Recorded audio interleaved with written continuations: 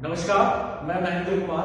आज हम बात करेंगे सामाजिक विज्ञान की 7वीं क्लास की। तो 7वीं क्लास में हम बात करने वाले हैं मुगल साम्राज्य की। मुगल साम्राज्य में हमने इससे पहले वाले वीडियो में बात की कि कितनी जो मुगल साम्राज्य में कितने राजा बने, ठीक है, बाबर से लेकर बहादुर शाह जफर द्वितीय तक। तो हमने उन सारे जो राजाओं की बात की थी इससे पहले वाले वीडियो में कुछ मुख्य मुख्य पॉइंट्स हमने बताए थे सभी राजाओं के बारे में, ठीक है। तो आज हम बात करेंगे बाबर की आज हम बात करने वाले हैं। तो इस वीडियो में सबसे पहले हम बाबर की ही बात करते हैं। तो चलिए इस वीडियो को स्टार्ट करते हैं। देखिए, मैंने इसमें लिखा है कि प्रथम मुगल शासक बाबर था।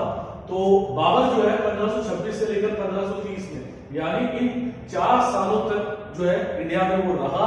इन 4 सालों में उसने अपनी सत्ता को बनाया, फैलाया और भारत पर जो है कब्जा किया। तो इससे पहले भी बाबर ने जो भारत पर 5 हमले किए, और उन 5 हमलों में लेकिन वो जो है भारत में अपनी स्थिति को काबिज नहीं कर सका था।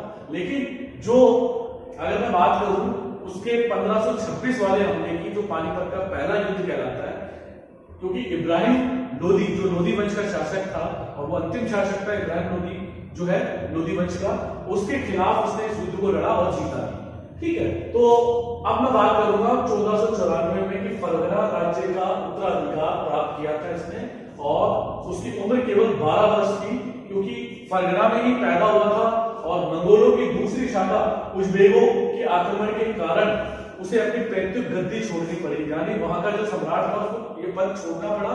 और अनेक वर्षों तक भटकने के बाद उसने 1504 में काबुल पर कब्जा किया, यानी अफगानिस्तान वाले काबुल पर कब्जा किया। उसके बाद 1526 में उसने दिल्ली के सुल्तान इब्राहिम लोदी को जो है पानीपत के पहले युद्ध में हराया और दिल्ली और आगरा को अपने नियंत्रण यानी अपने कब्जे में ले लिया। तो ये बाबर का पहला बड़ा युद्ध था जो बाबर ने भारत में जीता और उसकी धाक जम गई पूरे भारत में, ठीक है, क्योंकि इब्राहिम लोदी को हराना उस समय बहुत बड़ी बात थी, ठीक है। और 1527 में उसने खानुआ के युद्ध में राजपूत जो राणा सांगा है उसको हराया। राजपूतों में राणा सांगा का बड़ा नाम था, और इसको हराने के बाद जो है उसने बड़े ही चाव से जो है तुलगमा युद्ध नीति का संचालन किया। तुलगमा एक नई युद्ध नीति थी और वो भारत में पहली बार प्रस्तावित हो रही थी, और उस युद्ध नीति का जो संचालन का जो जिम्मेदारी थी वो स्वयं बाबर के हाथ में थी। तो बाबर ने इस युद्ध को जीता तुलगमा युद्ध रणनीति के तहत, और इसी युद्ध में बाबर ने पहली बार जो है, अगर मैं कहूं, तोप का प्रयोग किया। भारत में पहली बार तोप का प्रयोग हुआ इसी हमले में। तो खानवा के युद्ध में राजपूत राजा जो है राणा सांगा को हरा दिया, और देखते देखते पूरे राजस्थान पर जो है अब बाबर का कब्जा होने जा रहा है। इसी के साथ 1528 में उसने अगला युद्ध जो है चंदेरी के शासक के खिलाफ मदीनी राय को हराकर किया, और इस युद्ध को भी मदीनी राय को हराकर उसने जीता, ठीक है। इसका अगला जो पार्ट है 1530 में, वो जो है अपनी मृत्यु से पूर्व की स्थिति में दिल्ली के, आगरा और बहुत बड़े इलाके को, हिंदुस्तान के बहुत बड़े इलाके को उसने जीत लिया था अपनी मृत्यु से पूर्व से, ठीक है। 1530 में जो है बाबर की मृत्यु हो जाती है। कहा जाता है कि बाबर बड़ा विद्वान था, उसने कई भाषाओं का ज्ञान था।